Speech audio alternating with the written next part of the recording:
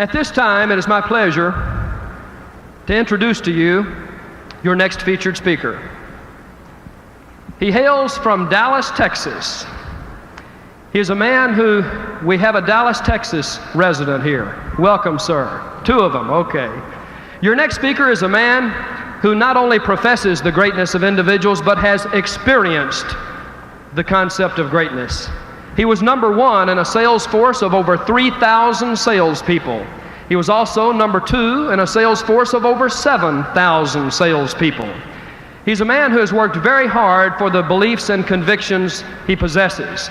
I'm delighted to say that he is the author of the very successful and popular book, See You at the Top, which is now in its 9th printing and has sold over 143,000 copies in its brief existence. I'm also delighted to say that this book and the philosophy behind this book is now being taught to the young people in the schools throughout America in many communities. Zig Ziglar, ladies and gentlemen, is making an impact. A great man who believes that it's your aptitude, not just your attitude, that always determines your ultimate altitude. Ladies and gentlemen, would you please join me in welcoming my friend and yours, Mr. Zig Ziglar. Thank you. Thank you. Just for a moment, let's play a game. Let's pretend that your telephone rings tomorrow morning, and the voice on the other end says, "John, I've got some marvelous news for you. We've just won a trip to Acapulco. There are going to be 4 of us that can go. There are only 2 of us, my wife and myself. We leave at exactly 8:45. We're going to stay on the beach 4 days. We will live in a millionaire's villa. We will have everything at our beck and call. We will live the life of luxury for 4 full days." Now remember, John, we leave tomorrow morning at 8:45. My only question is, can you be ready to go at 8:45? May I see the hands of those who could, in fact, respond and say, "Yes, I could go." Just for a moment, let's continue the game by saying, you got the telephone call, you accept it, then all of a sudden it dawns on you, hey, I've got some things to do. As a matter of fact, I've got to do this and this and this and this and this. And as a matter of fact, you turn to your wife and say, "Honey, I just don't know whether or not we can make it or not." She says, "Now hold the phone, John." She whips out a sheet of paper. She says, "Now what's the first thing we got to do? What's the second thing? What's the third thing? What's the fourth thing? What's the fifth thing?" How many of you, honest to goodness, believe that during the next 24 hours you could get more done than you normally get accomplished in 3, 4, 5, 6 days? Would you hold up your hands, please? Here's my question, please. Why don't you go to Acapulco tomorrow? Every day of your life. Why don't you in your own mind say, "Tomorrow I go to Acapulco if I get this done today"? Do you realize that if you were to do that and schedule it and lay it out, that it would be just a matter of weeks before you could in fact go to Acapulco at any time that you wanted to, or anywhere else you wanted to go? I was coming in on the plane yesterday, which is generally the way I fly. And I was seated next to an old boy, and I couldn't help but notice he had his wedding band on this finger. Now I looked at him for a moment. I said, "Friend, you got your wedding band on the wrong finger." He said, "Yeah, I married the wrong woman."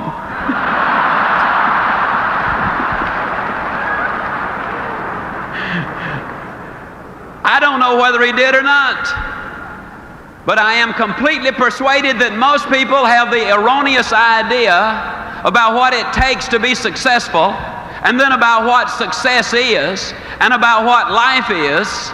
And I would like to, during these next few minutes, climb down right inside of your mind.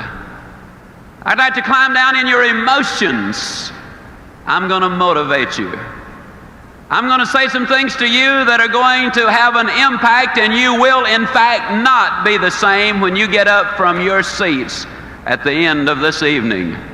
On your trip to Acapulco, there were several things involved. First of all, you had a very specific goal. Second, you had a time limit. And third, you listed the obstacles, the things you had to do in order to get the trip to Acapulco. I'm going to talk to you tonight about goals. There are 4 basic reasons why people do not have goals. Number 1, they have not been sold. Now, friends, I'm flat going to sell you on why you got to have them. I didn't say I wanted to. I didn't say I was going to try to. Didn't say I hope to. I flat said I'm going to sell you on why you must have them. The second reason a lot of people don't have goals is they do not know how to set those goals. I'm going to give you a basic formula for setting those goals that will be precise if you will follow it. The third reason a lot of people do not have goals is they have fear. You see, there's a certain amount of risk involved when you say, this I'm going to do. Even if you do not tell anyone else, when you set a goal, there's a certain amount of risk involved. Then the fourth reason a lot of people do not have goals is because they have a poor self-image. If you do not think you deserve success, if you do not think you deserve a bigger home, to be $1 million producer, to have an outstanding mate, or beautiful, well-disciplined children who are productive, if you don't think you deserve them, then you'll do things that will keep you from getting them. Let's look at number 1. Let's sell you on the idea of having goals. Are they important? At Yale University in 1953, they did a study of the graduating seniors. They discovered that of the graduating seniors, only 3% of them had definite, predetermined, written down goals. 20 years later, they did another survey of those seniors who had graduated. They discovered that the 3% who had committed their goals to paper had accomplished more than the 97% who had not written them down. What about you personally? Have you got your goals laid out? Are you a meaningful specific, or are you a wandering generality? Are goals necessary? I'm going to say emphatically yes. Can you imagine the chairman of the board, General Motors, and somebody comes to him and says, how did you get to be chairman of the board, General Motors? Do you really believe he said, well, I just showed up for work and they started promoting me, and first thing, here you know, here I am, chairman of the board, General Motors. No, I think you know that that is not the way that it happened. What about you? Are you a wandering generality, or are you a meaningful specific? How many of you are in the world of selling? Would you mind holding up your hands, please? One of the major problems we have in the world of selling, a lot of times the salesperson is out selling, and although they're out there physically, what they're saying mentally is, I need to be home with the family. And then when they're home with the family, physically, they're saying mentally, I ought to be out in the field selling. And so when they're out in the field, they're really back at home, and when they're back at home, they're really out in the field, and they ain't never nowhere.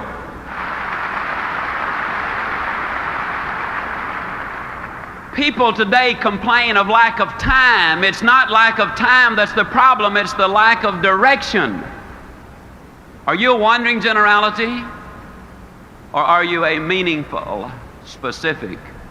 Howard Hill was probably the greatest archer who ever lived. He killed a Cape buffalo with a bow and arrow. He killed a Bengal tiger with a bow and arrow. He won 281 consecutive tournaments. He was never beaten in competition.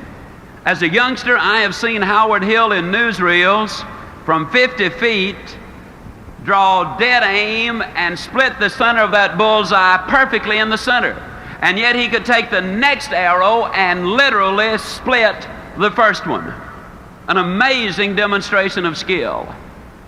And yet I'm going to look at you dead center and say to you, I could spend 20 minutes with you And at the end of that 20 minutes, Dick, I could have any man in this audience or any woman in this audience hitting the bullseye more consistently than Howard Hill could have on the best day he ever had, provided we blindfolded Howard Hill and turned him around so he would not know which direction he was facing. And you rather obviously laugh and say, Ziglar, that's silly. Of course. How could a man hit a target he could not see? That's a pretty good question. Here's another one. How can you hit a target you do not have? Have you got one? Are you a wandering generality, or are you a meaningful specific? Are you going to work tomorrow because that's what you did yesterday? If that's the reason you're going tomorrow, you won't be as good tomorrow as you were yesterday because you're 2 days older and no closer to the goal you do not have. You got to have those goals. A lot of people don't have goals because of fear. I want to skip one and talk about this one just for a moment. I'll be leaving on an airplane tomorrow for Toledo, Ohio. Now I got sense enough to know that some of those airplanes are coming down faster than they're going up. It's dangerous for that plane to fly. You see in the newspapers where the ships leave the harbor and you see where some of them sink. It's dangerous for the ship to be on the ocean. You read where people lease their homes and the lessee, the people who rented the house, they tear it up. It's dangerous to let somebody move into your house. And yet the engineers tell me that it's more dangerous for that plane to stay on the ground, that it will rust out faster than it will wear out up into the heavens. They tell me that that ship will collect more barnacles in the harbor and become unseaworthy faster than it will sailing the high seas. And they tell me that if that house stays empty, that it will deteriorate faster than if you do not have someone living in that house. Besides, planes are built for flying. Ships are built for sailing. Houses are built for living. And man, too, was built for purpose. He was designed for accomplishment. He's engineered for success. He's endowed with the seeds of greatness. And the greatest danger we as human beings have is when we do not do anything at all. Stop 100 young men, age 25, on any street, USA. Follow them until they're 65 years old, and of those who are still living, you will discover that only 5 of them have succeeded financially. It's almost as if they had set out in life to fail. But I also believe one of the reasons is most people don't understand this thing called money. See, I think it's all right to have money as one of your goals. Occasionally I speak to people and they say, well, I don't want to make a lot of money. You know, I believe a man or a woman that would say that would lie about other things too. A lot of people don't have it because they don't understand it. They talk about cold, hard cash. And it's neither cold nor hard. It's soft and warm. Feels good. Beautifully colored. Not once has that redhead of mine over here ever said to me, wait a minute, honey, I got to go change clothes because what I'm wearing won't go with what you're carrying. As a matter of fact, it goes beautifully with it. Every once in a while, I'll have some of my Christian friends. They'll adjust their halos and say, Zig, how do you reconcile all of that talk about money with Christianity? And I say, it's easy. I believe God made the diamonds for His crowd, not Satan's bunch.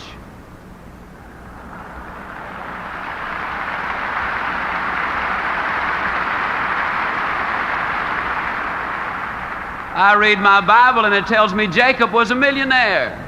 Moses was a millionaire. Solomon, the richest man who ever lived. And old Job wouldn't have qualified for the food stamp program, if you know what I mean. No, money's all right. As a matter of fact, you cannot get too much money unless the money gets you. You know, Solomon told us in Ecclesiastes that he who seeks silver will never be satisfied with silver. Now, if money becomes your god, you got a problem. You'll never have enough. We know that's true because in the last 2 years, 5 billionaires have died. Down in Dallas, somebody said, I wonder how much money Howard Hughes really left. And somebody else said he left it all.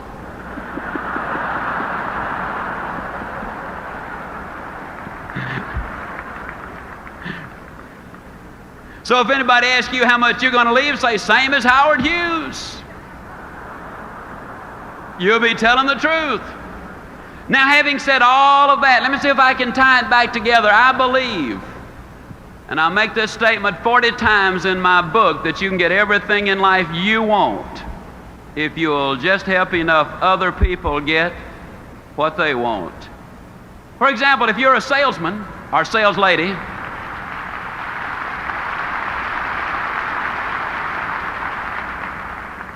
if you're selling a product that solves a problem, then you're helping someone else get what they want, which is the solution to the problem, so you get what you want and what you deserve.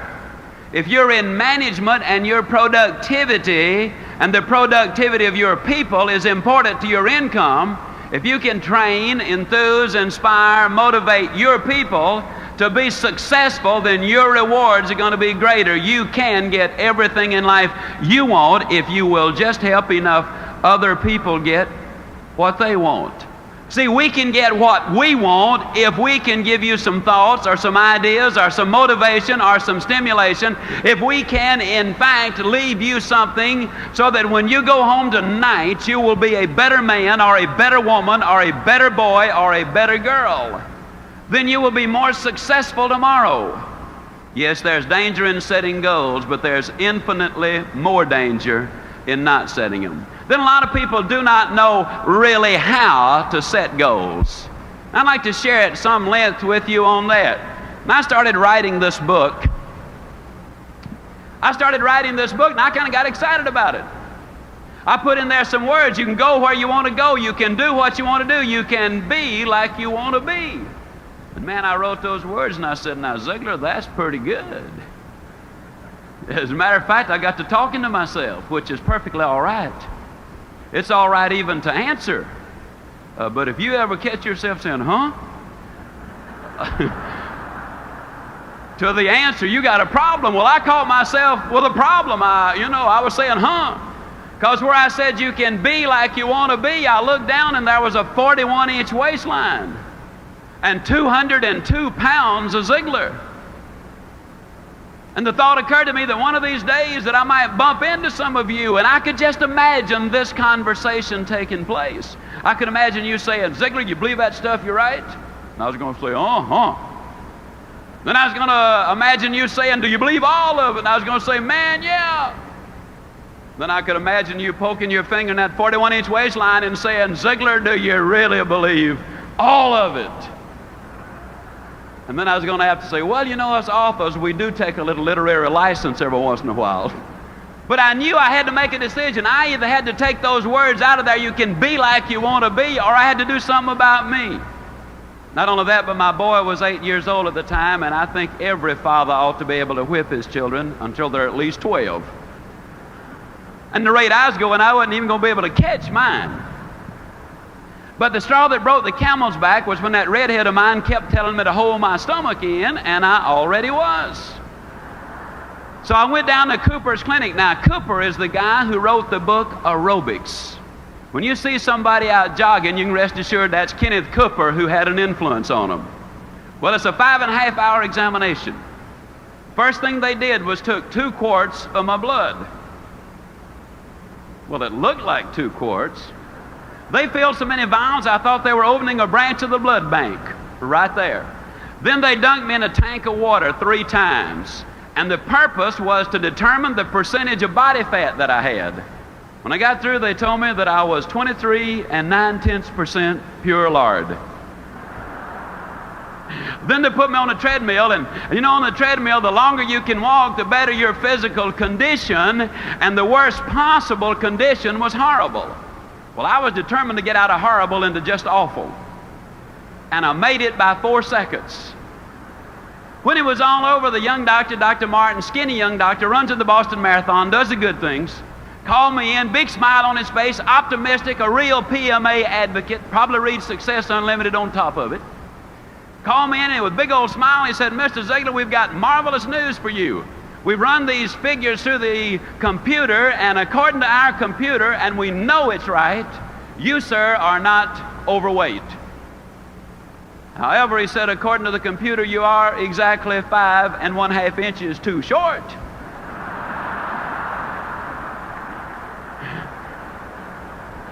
And I said, well, Doc, that's pretty bad, isn't it? He said, no, actually, you're in remarkably good physical condition for a 66-year-old. And I said, Doc, I'm 46. He said, you're in awful shape.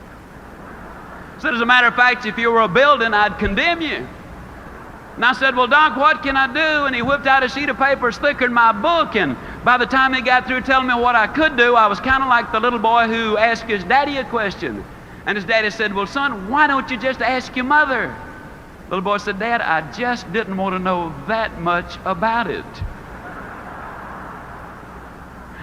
I got home, and that redhead of mine said, honey, you're going to be out running all over the neighborhood, I suppose. And I said, yep.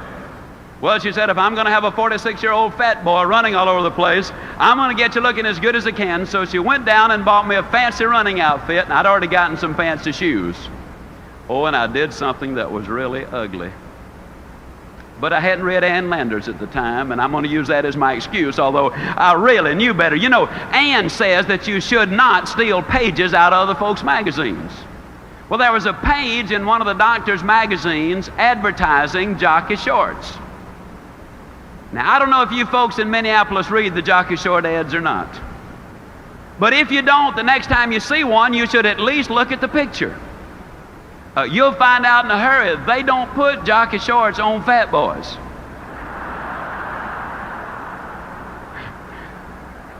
At least they don't have a Goodyear. So I hung it up in my bathroom, and I said, now there's my hero. That's the way I'm going to look. Well, the next morning that alarm clock sounded off, and I hopped out of bed and put that fancy running outfit on and hit the front door and ran a block. Oh, but the next day I did lots better. I ran a block and a mailbox.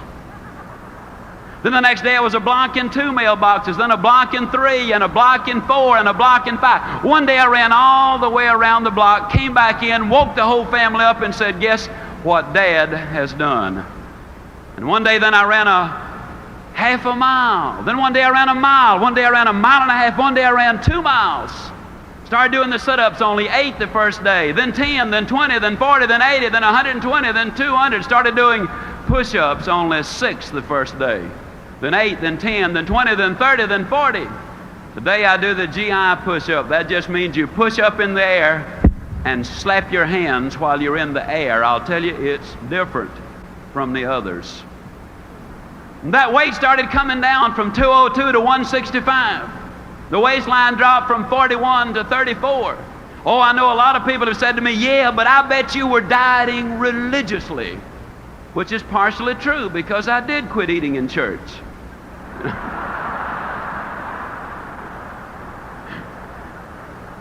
Now, please understand, I am not here to try to talk you onto going on a diet.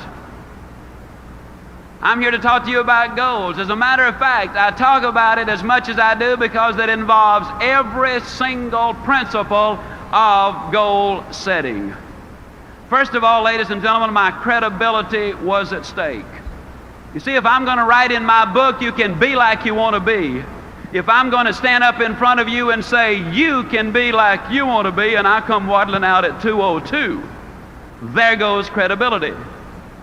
If I get up here and acknowledge Jesus Christ one moment and tell you a dirty joke the next, there is no credibility. See, credibility is a tremendously important thing. That was first.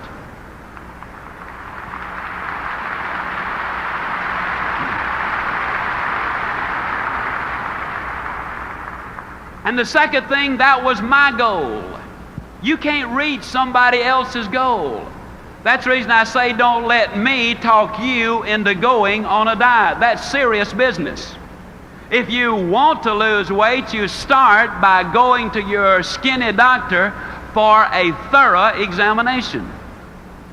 Now, if he's not skinny, swap doctors. See, there's something missing from a credibility point of view when a fat doctor tells you you ought to lose weight. Get you a skinny doctor and a thorough examination. That goal was mine. You cannot reach somebody else's goal. The third thing about that goal was the fact that it involved a big goal. If you're one for writing down phrases, please write this one down. You see, in order for a goal to be effective, it must affect change. And if it doesn't affect change, then the probability of you reaching the goal are pretty slim. 37 pounds made a difference in me. I run into old friends all the time and they say, hey, you've lost some weight. There's a difference. In order for it to be effective, it's got to be big, because it's the big goal that creates excitement. It forces you to reach in and utilize that which is there. And the next thing about the goal, although as a practical matter it was an intermediate goal, I'm going to use it for illustrative purposes as a long-range one. When I wrote this book, I was convinced it would sell. I sent it to 3 publishers. They were convinced it would not sell.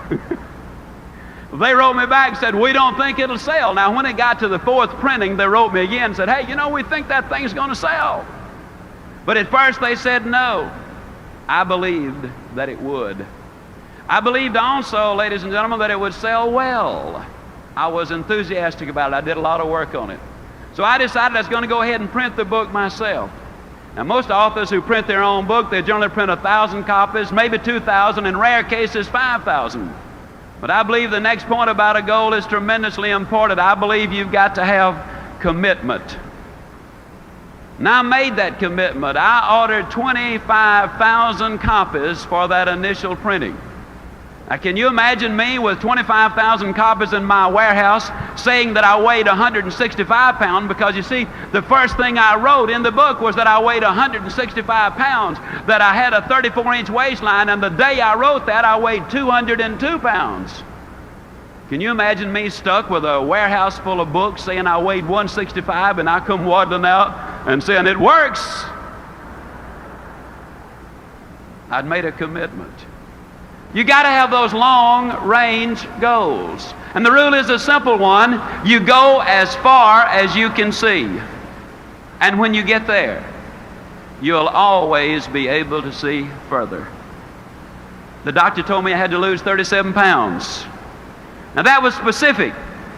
See, that's another point about goals. It's got to be specific. You can take the hottest day the world has ever seen. Take the most powerful magnifying glass you can buy in any store. Hold that magnifying glass over a pile of newspaper clippings on that hottest day, and you'll never start a fire if you keep the glass moving. But the moment you hold it still, you harness the power of the sun, you multiply it through the glass, and boom, you've got a fire. You cannot make it as a wandering generality. You've got to have a very specific target. 37 pounds was a very specific target. My target date was 10 months down the road. So I looked at the 37 pounds divided by 10. It came out 3 7/10 pounds. Boy, I got excited. 3 7/10 pounds a month, why, anybody can do that. It's easy. As a matter of fact, I was so convinced that I could lose 3 7/10 pounds in a month that I didn't even bother to get started the first 28 days.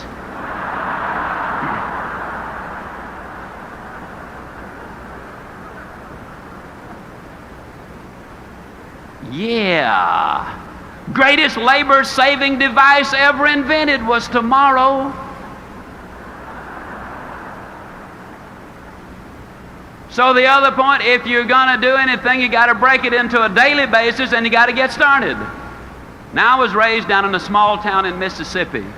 Yazoo City, Mississippi. Now, today, there are a lot of people that try to impress folks by telling them they're from Yazoo City, but I really am. As a matter of curiosity, how many of you here today have never been to Yazoo City, Mississippi? Never been, okay? Well, I think everybody ought to have something to look forward to. When I was a boy, we lived next door to some rich folks. Now, I know they were rich, Brother Byrne, because they had a cook. I know they were rich because the cook had something to cook. During the Depression, that was a sure sign of wealth, and I was over there for lunch one day, as I tried to be most every day. And cook brought the biscuits out. No exaggeration, those biscuits were no thicker than this wristwatch. Now I looked at them for a moment. I said, Maud, what in the world happened to your biscuits? She reared back, gave that big old tummy laugh, and said, well, I'll tell you about those biscuits. She said, they squatted to rise. But she said they just got cooked in the squat. Hey, you know anybody that gets cooked in the squat? You know anybody that's really going to do something as soon as the kids get out of school, and then I'll have more time to do those things? Then the kids get out of school and they say, well, I didn't realize it, but I got to take them everywhere. Wait till the kids get back in school, then I'll really get busy. Kids get back in school, they say, well, we got a winning football team this year. Got to support the team. Wait till after football season, then I'll really get busy. Football season is over, they say, well, you know, it's Thanksgiving and Christmas now and New Year's. Wait till after the holidays, then, man, I'm really going to get busy. After the holidays, they say, well, you know, the weather is just so bad, and isn't this the worst winter we have ever had? Wait till the weather clears up a little bit, then I'll get busy. After the weather clears up, they say, well, you know, this is the first chance I've had to play a little golf or go fishing. Wait till I get that out of my system. Then they say, well, it's almost time for Easter. Wait till after Easter. After Easter, they say, well, you know, it's now almost time for the kids to get out of school, but that's where we came in, wasn't it? See, the people who wait for Aunt Matilda to move out, or John to get on the day shift, or for him to swap in the old clunker, or until we get a new governor or a new administration, the people who wait for external changes before they make an internal decision will get cooked in the squat every single time. I can guarantee it. If you're going to reach your goals, you got to make up your mind. You do something today. You can't do everything at once. And if I were to relate back to weight, it's appalling to me to have somebody come up who's 150 pounds overweight and say they're going to lose it in 3 months' time. Friend, it took you 40 years to put it on. Don't take it off like that. I took mine off and kept it off because I changed the thing that put it on. A habit. I ate too much regularly. I didn't gain 37 pounds in one weekend. It is one more bite that done me in. It's the little things. I looked at that weight and I realized that all I had to do was lose 1 9/10 ounces a day. And if I lose 1 9/10 ounces a day, then yes, I'm going to lose that weight. And ladies and gentlemen, to the ounce and to the day. 10 months, I had lost exactly 37 pounds. I had set the goal and I had reached it. Now, a lot of times people come to me and they say, Zig, tell me the truth. I'm always amused that people that say, tell me the truth, they're implying, I guess, that have been lying up until then. Tell me the truth now, Zig. How did you feel about getting up in the morning and going out there and doing that running? How'd you feel about it? I'm going to tell you the truth. I hated it. Man, that alarm clock would sound off, you know, and I'd lay there for a minute and I'd think to myself, Ziglar, what's a 46-year-old fat boy like you doing getting up running all over the neighborhood? Your buddies are sound asleep. What are you trying to prove? And then I'd look down at that 41-inch waistline and I would say, Ziglar, do you want to look like you or do you want to look like the guy in the jockey shorts? Well, I didn't want to look like me. No way. So I'd get out of bed. But just because I was running, that didn't mean I had to like it. Man, I'd get out there and run. I don't know what I'm trying to do. acting like a teenager, and everybody else is sound asleep, and here I am doing a fool thing like this. That's crazy, you know, and off I'd go. And don't you think for 1 minute I didn't tell everybody about it either. Friends, relatives, strangers, everybody I came in contact with, I'd tell them about that enormous sacrifice I was making. Listen, at one time in my life, I could get up and make you a speech, and I could put a strain in my voice and a pained expression on my face, and I could say, friends, you got to pay the price. Oh, what a bunch of baloney that is. I ran in the snow of Winnipeg, Canada. I ran in the sands of Acapulco, literally. I ran in the orange groves of Florida. I've run in the rain right here in Minneapolis. And then one day, ladies and gentlemen, I was running in Portland, Oregon. Beautiful day. Never forget it. About 78 degrees. I was on Portland State University campus. And it was about 12:30 or 1 o'clock. I was scheduled to speak, I believe, at 4 o'clock. And I was out running, and as I was running on that campus, I looked around. Some of the kids were laying on blankets reading, some were studying, some were courting, some were just relaxing. And here comes old Ziglar running by them, you know. Sweat running down my back, sweat running down my legs, you know. And for the first time that day, it dawned on me that I was not paying a price. For the first time that day, ladies and gentlemen, it dawned on me that I was having the time of my life. It dawned on me that I was enjoying every single step that I was taking. Today at age 50, I can run 2 miles faster than 98% of the college kids of America. I'm stronger than I was a quarter of a century ago. I can do things that I could not have dreamed of doing just a few years ago. I contend that you do not pay the price for good health. You thoroughly enjoy the price. You pay the price.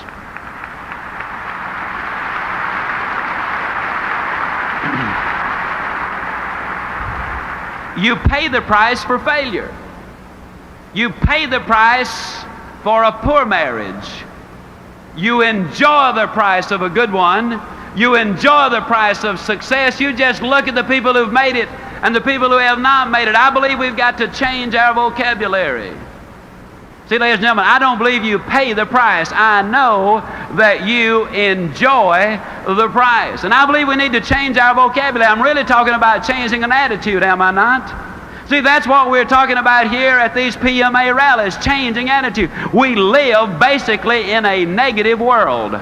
An overweight person sits down at the table and says, everything I eat turns to fat. Well, that's negative. Mother sends her child off to school and says, now don't you get run over. That's negative. We live in a negative world, and we become part of what we are around.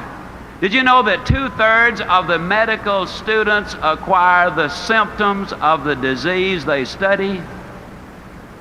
Common cold. We know that if we get medical treatment, that the average life of a cold is a week. If we don't get the medical treatment, the average life of a cold is 7 days. They don't know what causes the cold, they don't know what cures it, but they do know who gets it. The odds are over 10 to 1 that when you get the cold, it's because you're emotionally depressed. You've got stinking thinking, which, if it continues long enough, will lead to hardening of the attitudes. You become part of what you're around. Classic case. You take a southern boy or girl and send them up north, and in a matter of months, they'll pick up an accent. You've noticed it.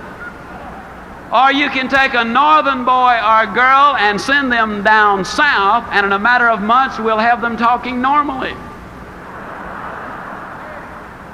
You become part of what you're around. What can we do? Well, let me give you another classic case. Reported in the July 1976 issue of Success Unlimited magazine, in Israel, there were a large number of immigrants from the Orient and a large number of immigrants from Europe arrived at about the same time. They did an IQ evaluation on both groups. The average IQ of the children from the Orient was 85. The average IQ of the children from Europe was 105. On the surface, it appears that the European Jewish children were a little smarter. But they put all of these kids together in the kibbutz, where the direction is positive, where the input is you can do it, where the dedication is complete, where the build-up, the motivation, the drive, the direction is fantastic. And 4 years later, the average IQ was exactly the same thing, 115. You can change. You can grow. The greatest message I could ever give to you is that one simple thing. Yes, you can grow. I say it with all of my heart. I know in my mind that man was designed for accomplishment, that he's engineered for success, that he is endowed with the seeds of greatness. You can start from where you are with what you've got. And so long as you build on a moral foundation, I believe you can get anything you really want if you'll just help enough other people get what they want. I'm going to share a story with you.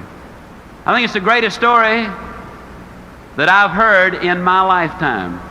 The story goes back nearly 13 years. I was speaking in Kansas City. And there I met a man. His name is Bernie Lofchick. He's more than a friend. He's a brother. He's in the audience right over here. And Bernie Lofchick told me, stand up, Brother Bern. Bernie Lofchick told me this story. He said, Zig, when our son was born, our joy knew no bounds.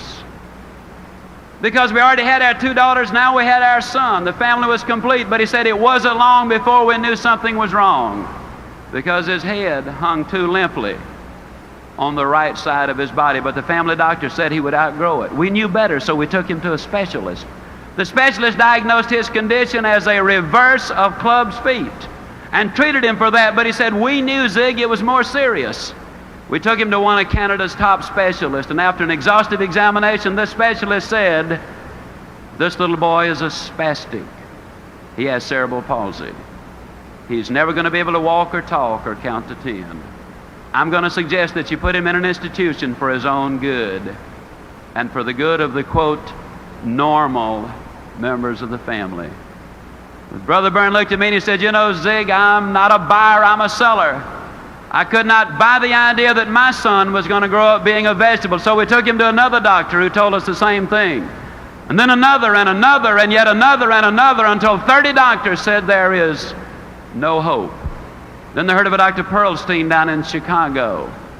They got an alternate appointment so that when someone else canceled, they could have that appointment because Dr. Pearlstein was booked 2 years in advance. And 11 days later, a little boy from Australia canceled, and they went to Chicago.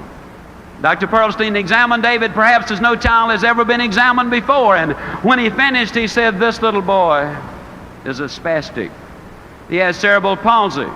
He's never going to be able to walk or talk or count to 10 if you listen to the prophets of doom. But he said, I want you to know that I am not problem conscious. I am solution conscious. And yes, I believe there is something that can be done for this boy if you are willing to do your part. Well, obviously, Bern and Elaine Lofchick said, Doctor, tell us what to do. We will do anything. And the doctor and the therapist and the nurses spelled it out in minute detail. They said, you're going to have to push this little boy beyond all human endurance. Then you're going to have to push him some more. You're going to have to work him until he falls. Then you're going to have to pick him up and work him some more. You got to understand that there is no stopping point. That if you ever stop, he goes back.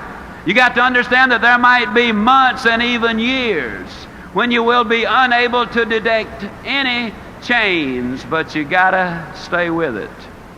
And one last thing, don't ever give him therapy in the presence of another victim of cerebral palsy. Because if he sees them taking therapy, he will inadvertently pick up those awkward movements. You see, we become part of what we are around. Whether it's moral or immoral, whether it's good or bad, stay with it long enough and it's going to rub off on you. The Loftics went home. They built a little gymnasium in the basement of their home. They hired a physical therapist and the bodybuilder. It took him a lot of months, but one day David Loftic could move the length of his own body. It took him several years, but one day the therapist called Bernie home and said, "I believe David is ready," and Bernie rushed home. And David Loftic was down in the basement and on a little mat getting ready to do a push-up. As that little body started to rise into the air, the emotional and physical exertion was so great there wasn't a dry inch of skin on that little body. And when he finished that one push-up, Mother and Dad and little David and the sisters and the therapist and everybody broke down and shed those tears, which so eloquently say that happiness is not pleasure. Happiness is victory.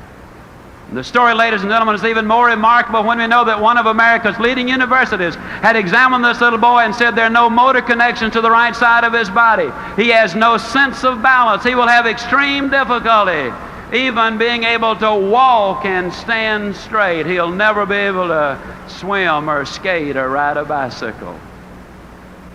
On October the 23rd, 1971, my wife and I had the privilege of flying to Winnipeg, Canada to attend the bar mitzvah of little David Loftic. Oh, how I wish you could have been there.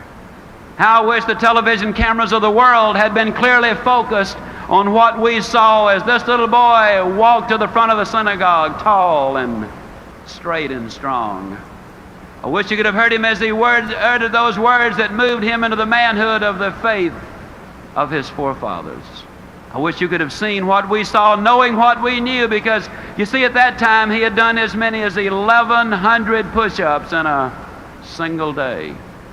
He had run as much as 6 miles non-stop. He was shooting golf in the high 80s, one of the best table tennis players in Winnipeg, Canada. He had entered as a 7th grader St. John's Ravens Court School for Boys, where this little boy, who was never going to be able to count to 10, did quite well in 9th grade mathematics. February 1974, he qualified for an unrated $100,000 ordinary life insurance policy. So far as we know, the first and only time this has ever happened. And I'll tell you the story of David Loftic because it involves so many of the principles in which I believe. It begins with the right foundation of honesty and character and faith and loyalty and, yes, love. Oh, what a love story this one is. You see, every night this little boy used to have to put his braces on, and every night he would say, "Dad, do we have to put them on tonight?" Or, "Mom, can't we just leave them off tonight?" Or, "Do we have to put them so tight?" And you mothers and fathers know what I speak of when you have a little boy with tears running down his cheeks, pleading, "Don't put them on tonight." But because they did love him so much, they did not listen to the tears of the moment because they wanted to see the laughter of a lifetime. And that, ladies and gentlemen, really what love is all about, because you see, so many of us as parents are reluctant to do for the child what is best for the child because we fear that child then might withhold his love from us, not knowing that over the long haul, the best way to guarantee his love is to demonstrate ours by acting in his best interest. I tell the story of David Loftic because it involves so many of the principles in which I believe. They had a beautiful relationship with others. The doctors and the nurses, you see, they all had a part. The therapists all had a part. You don't climb the high mountain by yourself. It is in conjunction with others that we really accomplish the major things in life. That's why I like to tell the story of David Leipzig, because it's a story of cooperation. I tell the story because it's a story of goals, of big goals, of lifetime goals, of monthly goals, weekly goals, hourly goals even, ladies and gentlemen. I tell the story of David Leipzig because it involves so much in attitude. You talk about attitude. This boy, since he was too small to carry it, used to have his own cassette player. And every day that little mind was fed with the good, the clean, the pure, the powerful, the positive messages over and over and over. You can do it, son. You can do it.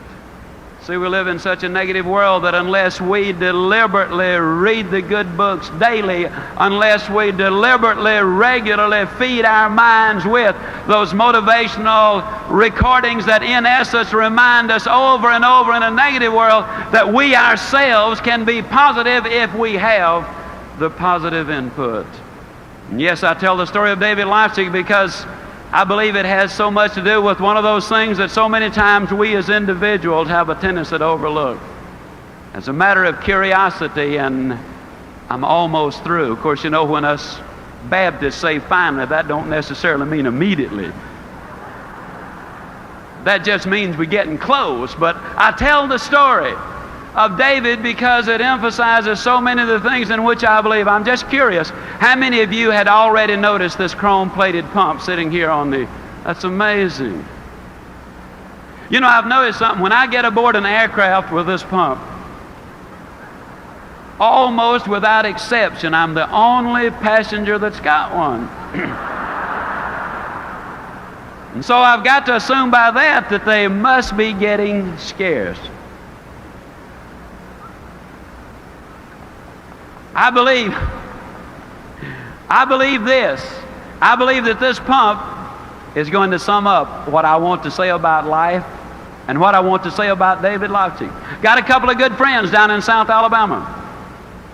Their names are Bernard Haygood and Jimmy Glenn. They were out riding through the South Alabama foothills one day and they got a little bit thirsty. They pulled behind this old abandoned farmhouse. Bernard was driving, he hopped out, he ran over to this old pump, and he grabbed the handle and he started to pump. Now, just as a matter of curiosity, how many of you good folks up here in the big city have ever used one of these old water pumps? Hey, that's fantastic. Okay. Well, it was hot. It was August. And old Bernard wanted a drink of water. And after he'd been pumping a couple of minutes, he said, Jimmy, better get that old bucket over there and dip some water out of that creek. We're going to have to prime the pump. How many of you know what I'm talking about when I say you got to prime the pump? Well, for you non-pumpers, that just means that you got to put something in here before you can get something out here. See, a lot of people stand in front of the stove of life and say, stove, now give me some heat, then I'll put some wood in you. A lot of times the secretary says, boss, give me a raise, then I'll start coming to work on time. So many times the student will say, teacher, just give me a passing grade this semester. My folks are going to tear me up if I don't have a passing grade. Then next semester I'll guarantee you I'll study. Can you imagine the farmer saying, Lord, give me a crop this year and I promise I'll plant next year? No, it doesn't work that way. First of all, you got to put something in before you can get something out. Well, old Bernard wanted that drink of water. I mean, it gets hot in South Alabama, and he was just pumping away, you know. And I'll tell you, that sweat was beginning to come off of him. And he said, you know, Jimmy, I just don't believe it's in the water down there. No, Jimmy said, yeah, it is, Bernard. You know, in South Alabama, the wells are deep. And we're glad they are because, you see, the deeper the well, the cooler, the cleaner, the sweeter, the purer, the better tasting that water is. And isn't that the story of life? Isn't it true that that prospect that you really have to work on the most when you finally do make that sale, isn't it true that that's the one that really gives you the most satisfaction? Isn't that the one? Isn't it true, ladies and gentlemen, that the boy or the girl who was available to every Tom, Dick, and Harry or Mary, Sue, and Jane come down the pike, those boys and those girls are not the ones that make the kind of husband you want and the kind of wife that you want? Isn't it true that the things in life that have value that you got to do some pumping for? Well, old Bernard, man, he wanted that drink of water. I mean, by then, he was really working up a sweat. But, you know, there's always that question, just how much pumping are you willing to do just for a drink of water? And finally, old Bernard just threw up his hand. He said, Jimmy, they're just sitting in the water down there. Jimmy said, don't stop, Bernard, don't stop. If you stop, it goes all the way back down, and then you'll have to start all over. And isn't that true? See, there's no way you can look at that pump and say, yeah, just 2 more strokes and I got it. Because you might have to pump another 10 minutes. There's no way you can look in the head of that prospect and say, yep, just 2 more closes and I got him. Because, you know, it might really take a lot of pumping. But this we know. We know that if we pump long enough and hard enough and enthusiastically enough, that eventually the reward that follows the effort will always bring forth the reward. And if you notice that once you get it to pumping, that then all you got to do is just keep a little easy, steady pressure on it, and man, you're going to get more water than you know what to do with. Isn't it true that when things are good, they get better? And when they're bad, they get worse? And it's got nothing to do with what's going on out there. It's got everything to do with what's going on between your ears. You see, your business is never good or bad out there. Your business is good right here between your own 2 ears. And if you're thinking it's stinking, your business is going to be in exactly the same shape. I tell the story of the pump because that too says something about David Leipzig. For one solid winter, David set the alarm clock 1 hour earlier than any other member of the family. The wind chill in Winnipeg, Canada hits as much as 80 degrees below zero. He put those skates on. He literally crawled out to the frozen ice. And it took him 1 solid winter to learn how to stand up. Later, he skated on the neighborhood hockey team. And I tell the story, ladies and gentlemen, because you see, it wasn't easy. But I think if you were to talk to David Leipzig today, he would tell you that you do not pay the price for good health. You enjoy that price. Now, I tell you the story because you see, there today is a sequel to the story. I was speaking out in Amarillo. A young couple seated down on the front row were visibly moved with the story, and they came to me, and they got the address of the doctor who had taken Dr. Pearlstein's place on his death. And they went to Chicago, and this doctor examined their little girl, whom they said had cerebral palsy. The little girl was about 18 months old. And this doctor examined their little baby girl very carefully, and he said, this little girl does not have cerebral palsy. It was a misdiagnosis. She was simply born prematurely. She has all of the symptoms today of cerebral palsy because you have been treating her for the disease, and she now has acquired all the symptoms. They started treating her as a normal child, beautiful and happy and moving well today. Or you become part of what you're around. The way we treat people gets to be so tremendously important. You know, folks, I've had so many people to be so nice to me in my lifetime. I know that for the first 2.5 years I was almost a complete failure. A man named P.C. Merrill came along and said, in essence, you can do it. And he made me believe it. And before the year was over, I was number 2 out of over 7,000 salespeople. My whole life changed because a man said to me, you can do it. Oh, I wish I could look you in your own eyes dead center and say, you can do it. Because you can. I'm just convinced that God wants you to make it. Believe in you because you're unique. There have been over 10 billion people to live on the face of this earth. There's never been another you. Believe in your fellow human being. Believe in what you're doing, the company you represent, the product you sell if you're a salesperson. Believe in our great country. It's the greatest land on the face of this earth, and of infinitely more importance than anything I or any other speaker who will ever address you will ever say. Believe in Almighty God. Because if you do, I'm going to close not by wishing you a good day, I'm going to close by guaranteeing you a good forever. And I truly will see you at the top. Thank you, and God bless you.